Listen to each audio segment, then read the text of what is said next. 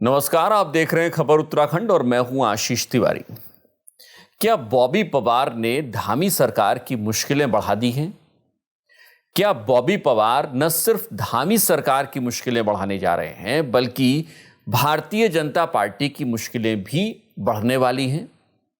क्या बॉबी पवार और आईएएस मीनाक्षी सुंदरम के बीच सचिवालय के कमरे में जो कुछ भी हुआ है वो आने वाले वक्त में धामी सरकार और बीजेपी के लिए परेशानी का सबब बन सकता है?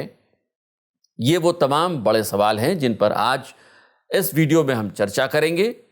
लेकिन आगे बढ़ें उससे पहले अगर आप हमारे चैनल पर नए हैं तो चैनल को सब्सक्राइब करना, बेल आइकन दबाना मत भूलिएगा। दरअसल बॉबी पवार और धामी सरकार और बीजेपी, इन तीनों की जो अगर आप देखें पिछले कुछ वक्त से जो कुछ हो रहा है, आईएएस मीनाक्षी सुंदरम और बॉबी पवार के बीच सचिवालय के कमरे में जो कुछ भी हुआ, उसके बाद धामी सरकार के पर ये नजरें थी सबकी कि वो किस तरीके से इस पूरे मामले में एक्शन लेती है। आईएएस एसोसिएशन ने इस पूरे मामले में अपना दबाव बनाया, मुख्यमंत्री से मुलाकात की, उसके बाद सीएस से भी, मुख्य सचिव से भी मुलाकात की और उधर पुलिस ने भी दबाव बनाया। सबसे पहले उसने आईएएस मीनाक्षी सुंदरम के स्टाफ से पूछताछ की और उसके बाद तुरंत ही पुलिस ने बॉबी पवार को पूछताछ के लिए बुला लिया और बॉबी पवार पूछताछ के लिए पुलिस के सामने पहुंच भी गए, अपना बयान दर्ज भी करा दिया है।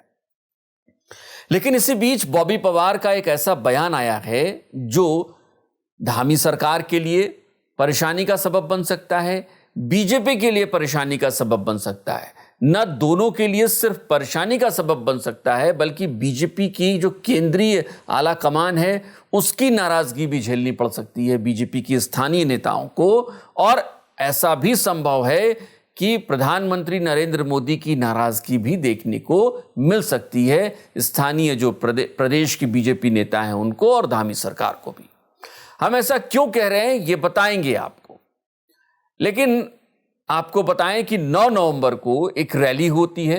उत्तराखंड बेरोजगार संघ के नेतृत्व में बॉबी पवार इसकी अगुवाई कर रहे होते हैं और बॉबी पवार की ही अगुवाई में ये रैली निकाली जाती है। ये रैली पुलिस भर्ती में आयु सीमा की छूट को लेकर निकाली गई। इस रैली में जो बेरोजगार हैं उन्होंने मुख्यमंत्री आवास की तरफ कूच किया।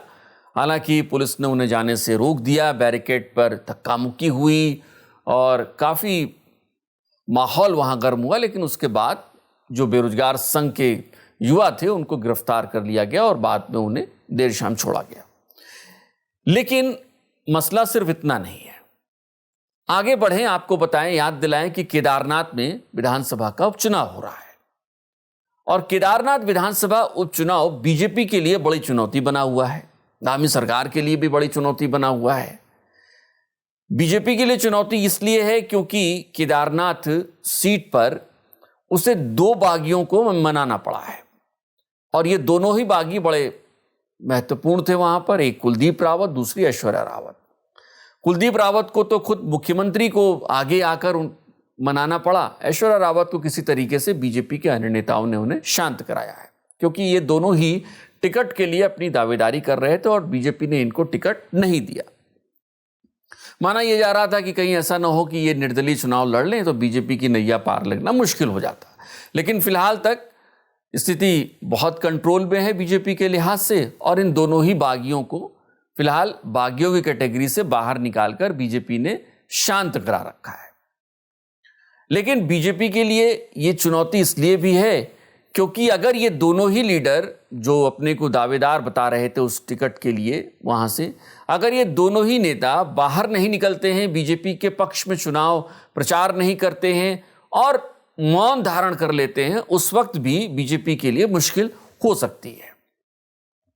और चूंकि 2 उपचुनाव बीजेपी हार चुकी है लगातार इसके पहले इसी राज्य में, इसलिए भी बीजेपी को यहां पर एक जो ट्रेंड है उसे तोड़ना है क्योंकि पिछले 2 चुनाव में एक ट्रेंड सा बन गया कि उपचुनाव भी हारे जाते हैं सरकार के जरिए और जो पार्टी है, जो जिस पार्टी की सरकार है, वो उपचुनाव हार भी सकती है। ये एक अलग पहलू है। लेकिन अब इसमें बॉबी पवार का कैसे पहलू जुड़ता है वो आपको समझाते हैं। दरअसल 9 नवंबर को जब रैली हो रही थी उस वक्त बॉबी पवार ने एक बयान दिया बॉबी पवार ने यह कहा है अपने बयान में कि वो रैली निकाल रहे हैं, सरकार से मांग कर रहे हैं। सरकार इस मामले में उन्हें आश्वासन दे चुकी है कि आयु सीमा में छूट मिलेगी, लेकिन अगर ये मांग अभी भी नहीं मानी जाती है तो बॉबी पवार उत्तराखंड बेरोजगार संघ का एक जत्था, उनके साथी जो बेरोजगार संघ के लोग हैं, युवा हैं, उनके जो कार्यकर्ता हैं, उनका एक जत्था केदारनाथ विधानसभा में जाएगा और घूम घूम कर लोगों को सच्चाई बताएगा। किसकी? बीजेपी सरकार की सच्चाई बताएगा कि अगर यहाँ मांगे नहीं मानी गई तो उत्तराखंड बेरोजगार संघ का एक जत्था केदारनाथ उपचुनाव के लिए रवाना होगा और वहीं पर घर घर जाकर उन्हें सच्चाई बताई जाएगी कि सच्चाई क्या है। कम से कम ये हो जाएगा जो प्रदेश भर में जो भाजपा के प्रति, सरकार के प्रति जो एक युवाओं में आक्रोश है, वो कहीं ना कहीं न्यूट्रल हो जाएगा। और अगर न्यूट्रल नहीं करेंगे तो समझ सकते हैं पहले बद्रीनाथ गया, मंगलोर गया, हो सकता है केदारनाथ भी जाएं, क्योंकि इस जो क्राइटेरिया है ये सामान्य वर्ग के युवा के लिए सबसे ज़्यादा खराब है। और उस सीट पर, जिस सीट पर उपचुनाव होने हैं, उस सीट पर सबसे ज़्यादा अगर युवा है, वहाँ एसटी तो है ही नहीं, वहाँ दूसरा भी नहीं है, सबसे ज़्यादा युवा सामान्य वर्ग के युवा है। और मैं चाहता हूँ अगर सरकार मांग नहीं मानती है, वो युवा अपने अभिभावकों, अपने रिश्तेदारों के लिए ये मैसेज दें कि सरकार हमारी मांग नहीं मान रही और प्रतिज्ञा लें कि हम सरकार के विरोध में काम करेंगे। यही वो पहलू है जो बीजेपी की रातों की नींद उड़ा रहा है और धामी सरकार की मुश्किलें बढ़ा रहा है। दरअसल अगर बेरोजगार संघ के लोग केदारनाथ विधानसभा जाते हैं और वहां पर सच्चाई बताने के नाम पर बीजेपी सरकार के खिलाफ, धामी सरकार के खिलाफ कैंपेन करते हैं, तो जाहिर सी बात है कि युवाओं का एक बड़ा वर्ग होगा वहां पर जो बेरोजगार संघ की बातों को सही मान सकता है या बेरोजगार संघ की बातों से प्रभावित हो सकता है, और हो सकता है कि बीजेपी की मुश्किलें यहां पर बढ़ जाएं।